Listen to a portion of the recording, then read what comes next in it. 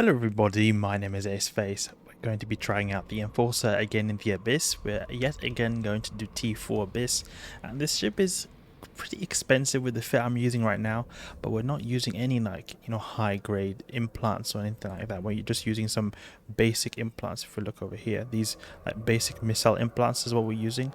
Otherwise the fit is kind of bling. We got an X-type large shield booster, C-type multi-spec, and some Caldari Navy ballistic control systems. So it is a little bit on the expensive side, especially since the Enforcer hull itself is pretty expensive. We're going to be doing T4 Darks in this, and the reason is because I think the T4 Darks are a very nice filament to do if you are able to. The filaments are very cheap, and you're still going to be earning decent ISK because you're going to be doing, the T4s.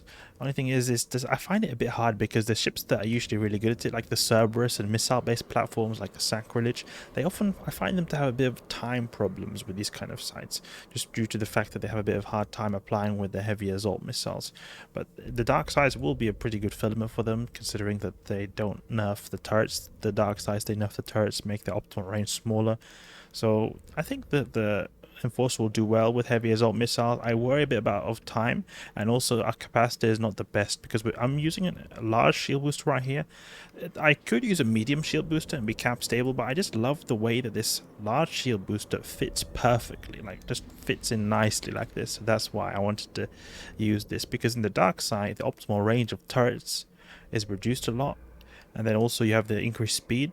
So you have generally a very easy time avoiding damage. So that's why I'm going to be not relying on constantly having to use my tank. I'm just going to be pulsing this a bit, but in the Angel Wave, for example, which will put a lot of press on our tank due to them being able to get up in our face very quickly. We're going to be having to boost this, so hopefully we'll destroy them, or at least not have to use our booster constantly in more than this amount of time right here. Otherwise we will have some issues. Alright, so we're going to go there. We're going to also use these 3 basic boosters right here. This is going to increase our shield boosting and also give us a bit of a better application as well. And we'll head off into the Abyss. If you guys have any good fits for Cerberuses or Sacrilege or any other kind of cruiser T4 Dark fit that is relatively cheap, please let me know, because I really want to be able to do T4 Darks in a cheap fit. I just have a hard time finding some good fits that are cheap. I found many good fits, but they're all very expensive. It's just I find a hard time doing them with without significant bling, due to the fact that you need some good application and you need some tank as well for the hairy situations with the Angels. I find it to be a bit problematic to getting them to be consistent. It's always a bit of time or tank. I can't really get both, because the time is always reduced since I have to use lots of application modules, and then because of the application modules, less tank. It's a bit of a nightmare. Alright, let's get the drones grouped and jump straight in here. I'm going to use the Novas, the explosive missiles, because a lot of NPCs in the Abyss, the Triglavians, they have a very low explosive resistance, so it'll be very nice to use these explosive missiles. But when it comes to these sleeper guys, on the other hand, it won't matter at all. But we've got some of these sentinels here, so we want to take these guys out real quick because they will hit hard. Use our Scorch like this and wreck these guys. Let's see now, what's the range? 28 kilometers. So we'll probably wreck them pretty hard. Just need to keep a bit of range, maybe even orbits, like semi-orbit even, just to get a lot of damage going on. Let's see now. Are we getting any good application? Doesn't seem like the application is too well. Maybe I'll have to use Caldari Navy, to be honest. Ugh, that's a lot of neuters. I hope we don't get popped now, but we get very big shield boosting. You can see that. Really nice shield boosting.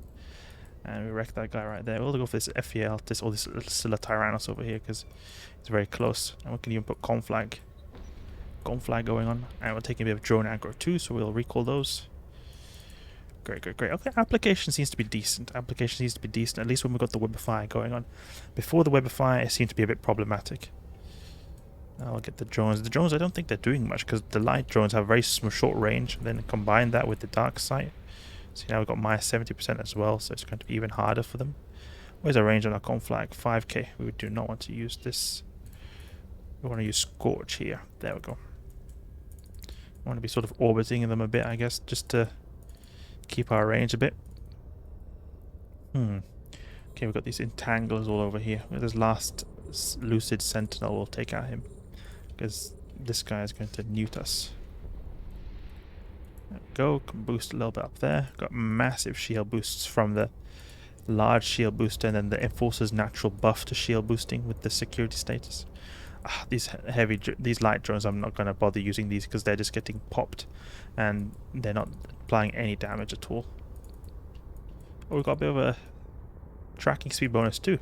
I'll head over to the transfer conduit. There we go. Start shooting these upholders over here. They're getting pretty much perfect application because these upholders and these watchmen type of ships, they shoot a lot of missile damage, so they'll not be affected by the turrets like these other guys are. And that's one thing that makes the Angel Wave particularly hard, because you have to avoid their turrets, and their turrets are nerfed, like, you know, in the dark side, but they're not. They've got still a really good tracking and really good range, so it doesn't matter too much for them. Let's shoot this guy. There we go. Upholder and Entangler. Okay, so time is pretty decent right here, 3 minutes. We seem to be applying pretty well, especially since we've got this Stasis Webifier. Kind of curious how the Caldari Navy would be, but I think Caldari Navy wouldn't be that great. It's not as good DPS, but maybe it would be a bit better application. Let's see now, how good are we applying? 1,300 per volley it should be. And they've got 60% resist, so I think that's pretty decent application anyway. Let's see now, and especially so when the Webifier ramps up a bit. I think like it takes a bit of time for their velocity to slow, and it becomes a bit better. Great, now I can use Conflag actually. Conflagration. I was thinking of using neutron blasters, but they're just so short in their range. It's gonna be so hard to get some decent range with them. Is this guy gonna hit? I can shoot one volley there maybe. 1,300 volley, that was nice. Shoot on this Entangle over here. There we go. We'll Webify this guy. Ephialtes Entangler. Will this be the first T4 Dark that I actually am able to finish in this Enforcer, because I was failing so hard before. Absolutely horrible what was happening before. Okay, there we go. Go to the next wave. And it's good because you can get your capacitor to recharge a bit. Maybe I could have even used like a capacitor boost or something like that. That's a possibility too. But it would still get neutered pretty hard. Okay, so Charybdis Tyrannos is something we want to be slightly careful for, due to the fact that Charybdis will do a ton of damage if they hit us. And the drones, we could just send them on Charybdis just to peel Charybdis down a bit to begin with. Where's our range? Here. 12 kilometers, really bad range. Start shooting, and we'll try to avoid their webifying, because if they get us, they catch us, we're going to have to face tank Charybdis for a bit, and that's not going to be a nice experience. Let's see now, are any of my Hornets hitting, or is it just a waste of time? You know what I could have actually used? Is I could have used webifying drones. They actually are, these webifying drones is actually a thing. They do exist, webifying drones. So maybe I could use webifying drones, to be honest. It'll make application a bit better. Especially when stuff likes to get out of web range, still keep them at bay a little bit slower than even this Webifier. Maybe good. Maybe a good opportunity right there. And it's not nice that we've got now a tracking pylon, because this is going to increase the tracking of Charybdis. It's very dark. I think there's something going on, like they're doing some updates with the shaders or something like that. So that's why we're seeing some kind of different shaders, or at least shade appearances. Let's go here. I can boost a little bit just in case of a wrecking shot. Does not have a big buffer, this ship. There's a very tiny buffer. Oh, taking big hits now. To boost up a bit. There we go. Enforcer is strong and it's active. It's just that the capacity is not there really right now because of the, you know, we have to have a bit of fitting requirements to be able to fit some application modules. Otherwise I could have probably put some of the, like the capacitor control circuits, but I've got just application rigs. Warhead Rigor, Warhead Flare. Increases application, is really nice. Like the drones, they don't even apply to a battleship that's just so slow here. Let's just see if we can get it if we're orbiting Charybdis. Maybe Charybdis will slow down a bit. Or maybe if we even slow down Charybdis with a Webifier, it might apply. Let's see now if it starts applying now that we're Webifying Charybdis. Will it apply? Oh, we don't need to boost that.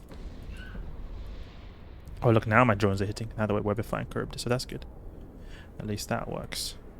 Let's take out this let's take out this Ephialtes though, because Ephialtes is going to be just a bit annoying, doing a little bit annoying extra damage to us. We just want to take everything out before we focus solely on Charybdis. What I could do here is try to maneuver Charybdis so that it pushes Charybdis towards a transfer conduit. Where's the transfer conduit?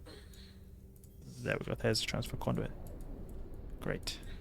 Now we'll just continue shooting on Charybdis and sort of move to the side here. This is very dark. Look at these indicators. They're too dark for me. I can't really see them properly. I can only see the circle, but the actual line, can't see it. Yeah, it's not nice. It's just the way it's going to be. I'm going to have to sort of look, as you can see here, Charybdis is starting to go away from me. So it's going to make it so that we can get closer to the transfer conduit, so you can just go to the next room straight away. So we're going to be very fast. Oh, we're not shooting with a heavy assault missile. Pfft. Sorry, guys. That was so dumb. Our majority of our damage was just negated right there. We should be approaching Charybdis sort of like this. Maybe if we sort of go here and then keep it range 500, perhaps that could be a good strategy. Because we can face tank Charybdis anyway for at least a limited amount of time. We can just keep range like that, so that we have Charybdis bouncing there off us into the transfer conduit. Move a little bit to the side, I think. We're a little bit to the side. To the side a little bit, and now stop. Ah, we're going too much to the side. We keep a range now. Come on. There we go. I think it's right. No, we went too much to the left now. Let's go towards the transfer conduit. There we go. Wrecked. I'll reload all and approach the transfer conduit. Hope we don't get wrecked in the last wave. The time seems to be pretty good. It has a lot to do, I'm pretty sure, with the good application we've got.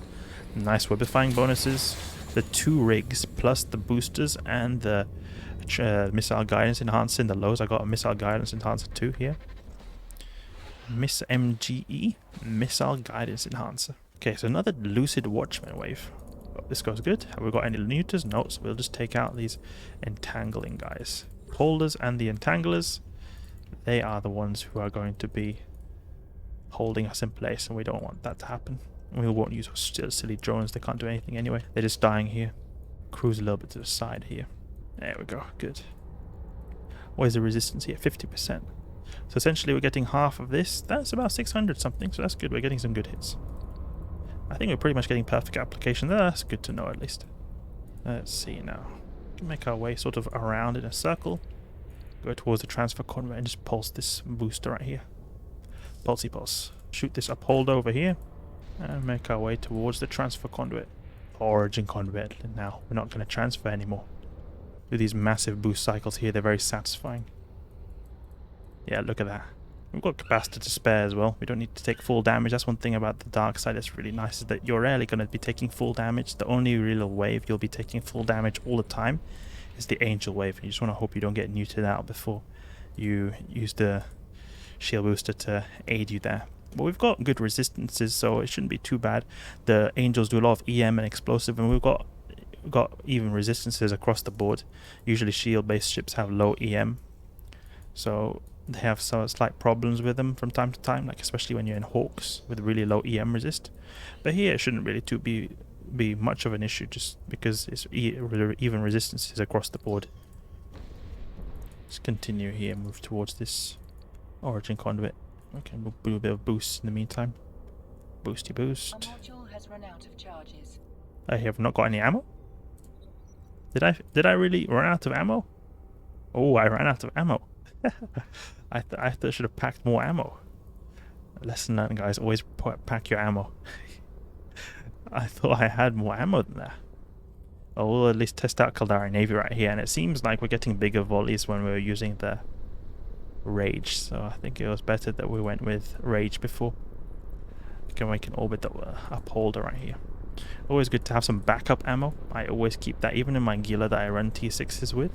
I keep a backup of like 1,000 or 2,000 light missiles of the other ammo types. So in case I were to run out with my thermal ones, which I usually use, or my kinetic ones that I usually use, then I will be able to use those for the remainder of the site and actually grab them back up when I exit the site. Or not, and just go in again and forget them all.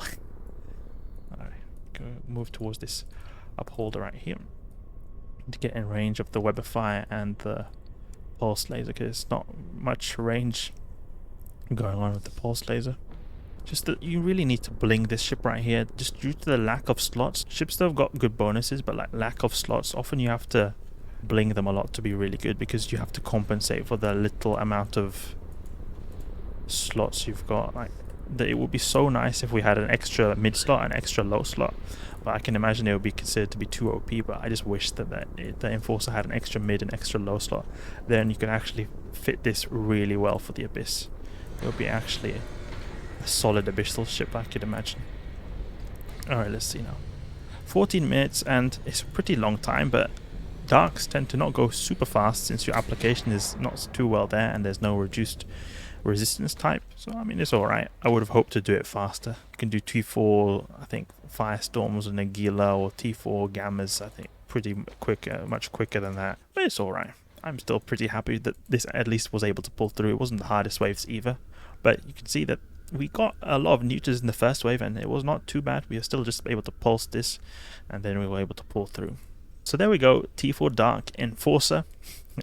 Got quite a bit of bling, but I'm happy that we at least were able to accomplish our first T4 sight in the Enforcer, because I've been having such a big fail streak so far. Hope you guys enjoyed the video, and if you did, please leave a like and subscribe. I'll catch you guys later.